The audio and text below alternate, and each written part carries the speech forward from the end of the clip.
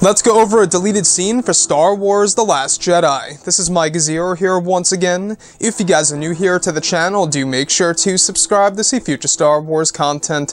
So as you all know, originally, The Last Jedi was well over 3 hours long in length, according to director Rian Johnson, which eventually it was scaled down to 2.5 hours, which is still considered the longest Star Wars film to date, just by a bit, of course. Now, if we look at The Last Jedi, we do know that some deleted scenes will be carrying over to the official Blu-ray edition of the film, and some of the deleted scenes won't actually be on disc and will be kept in studio, where we won't actually be able to see them.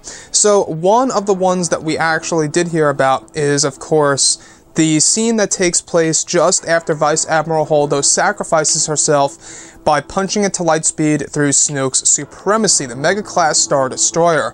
One big question that you guys may have been asking yourselves is, of course, how did Rey get on the Falcon after the destruction of the Supremacy and the Force duel between herself and Kylo Ren? Now, originally they had a scene in the final cut of the movie which was taken out, of course for screen time purposes.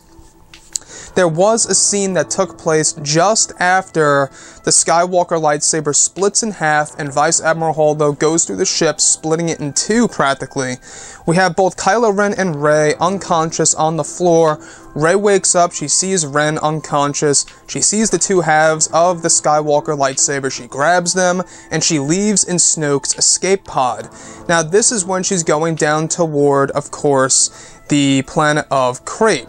Now, this is when Chewbacca gets her signal, he comes over to the escape pod and grabs her essentially, hence why you have Rey inside of the Millennium Falcon during the Battle of Crait. It definitely answers that one big question, and I was even asking myself as well on the third viewing of this film, is exactly how did Rey get on board of the Millennium Falcon during the Battle of Crait when it enters the atmosphere? The answer is Chewbacca saw the escape pod leaving the Supremacy, and he was able to catch up to her and get her on board.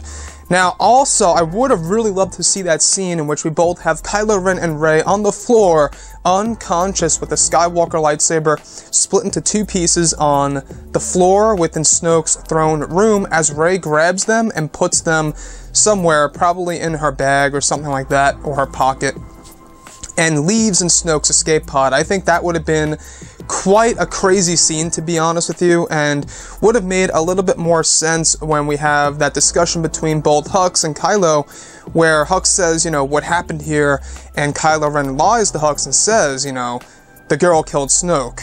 So, overall, guys, drop a comment below. Let me know what you think about this deleted scene for Star Wars The Last Jedi. I am crossing my fingers that we actually get to see this on the Blu-ray edition of the movie.